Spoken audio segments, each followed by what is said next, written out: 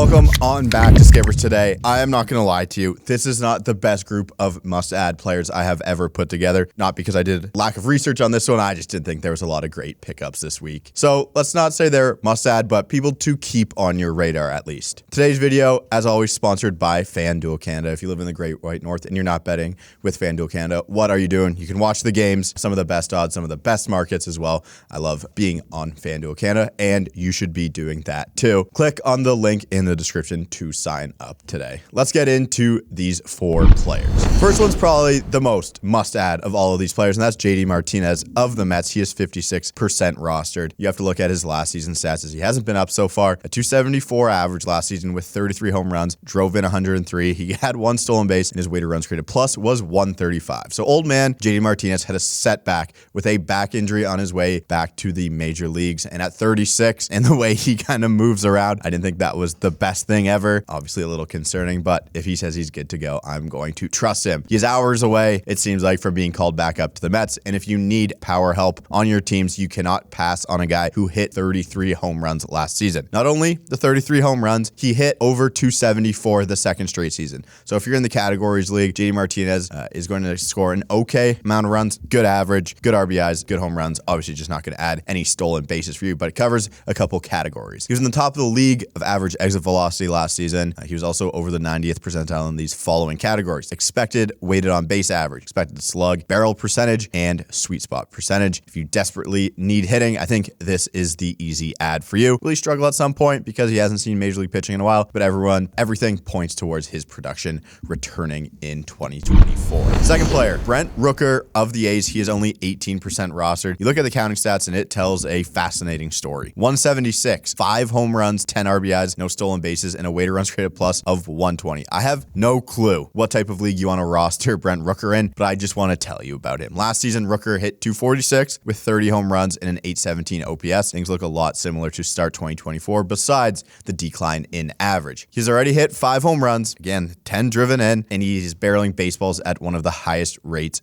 in the league. But that is when he makes contact. He's striking out at an incredible 44% rate. But the good is his expected damage is in the top 2% of the league. His damage per batted ball event is 46.2%, which is insane. Brent Rooker is over the 85th percentile early on in expected slug and average exit velocity, and over the 94th percentile in hard hit percentage. Brent Rooker hits tanks, drives people in. I'd like to see some more walks from him, so he'd be great in OBP leagues. I don't know where I want Brent Rooker, but if you desperately need power, I think this is a more available option than JD Martinez. We go to our first call-up eligible guy, and that is Kyle Manzardo of the Guardians. He's only 6% rostered. He is in AAA, and in AAA, 292 average, 5 home runs, 12 driven in. He scored 14 runs, and his weighted runs created plus is 139. The Guardians have been rotating an ugly cast of players at DH, and it seems like their biggest upgrade to make for this team is bringing Kyle Manzardo up to be the everyday DH. There was only one player better in the minors over 25 with a better barrel percentage, but also a lower contact percentage, and those two who are really good at it are Joey Loperfido, who I talked about a couple weeks ago, who's hitting the most home runs anyone's ever seen, and Kyle Manzardo. He's running a 20% barrel rate and an 80% contact rate, which is great. I read Scott White's write-up, and this is what he had to say about Manzardo. Manzardo is testing the limits with 4 homers over a 3-game span beginning Saturday. His strikeout and walk rates are both excellent, and his zone contact rate is up over 90%, showing a mastery of the strike zone that should be able to easily transition to the majors.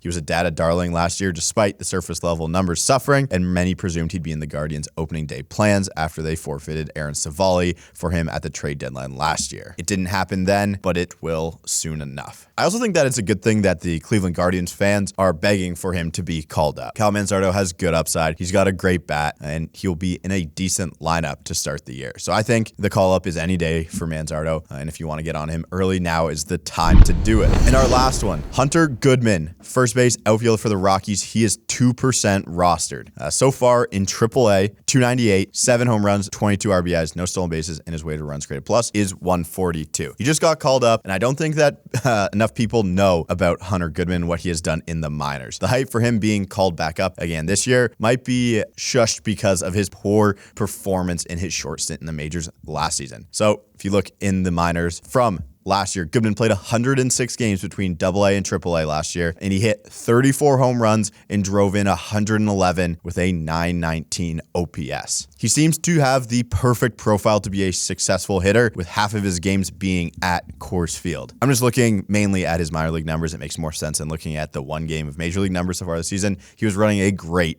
pulled fly ball rate. His damage per batted ball event was 41.5%, and he had a decent zone contact percentage as a guy who has swing and miss in his game and is known as a slugger. So if you are in a deep league, a week after we went out and decided to add Brent Doyle, who I saw was hitting second in the lineup yesterday, we're going to be looking at adding Hunter Goodman after his home run yesterday. Thank you everyone for watching Must Add. That's all I got for this week. Let me know what you have. If there's players you also want to be adding, thank you for watching, and I will see you guys next week.